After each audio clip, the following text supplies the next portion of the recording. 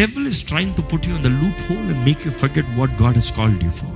ఈ రోజు నువ్వు ఎదుర్కొన్న ప్రతి దాంట్లో సహించుకో, భరించుకో, ఓర్చుకో. ఇది కొంతకాలమే. కానీ దేవుని రాక మాత్రం నిశ్చయం. నీ జీవితంలో దేవుడు చేయబోయే కార్యం మాత్రం నిశ్చయం. అది ఎవరు ఆపలేరు. గళితీయులకు రాసిన పత్రికలో 6:9 చూస్తే, let us not grow weary in doing good. మంచి చేస్తాంలో, మేలు చేస్తాంలో అలిసిపోవద్దు. శోధన లేనివాడు లేడు, కానీ శోధనలు జయించిన వాడు ధన్యుడు.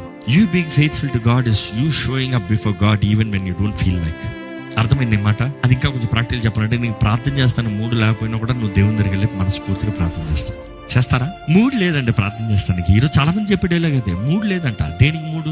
నీ శరీరానికి ఎప్పుడు మూడు ఉండదు. ప్రార్థన అంటే చాలా మంది టర్న్ ఆఫ్. ప్రార్థన అంటే నిద్ర వచ్చేస్తుంది. ఈరోజు చూడండి, ప్రార్థనలో కూడా ఫోన్ పట్టుకుంటారు, ఫోన్ పక్కన పెట్టారు, కళ్ళు మూసిపోతారు. ఏందది?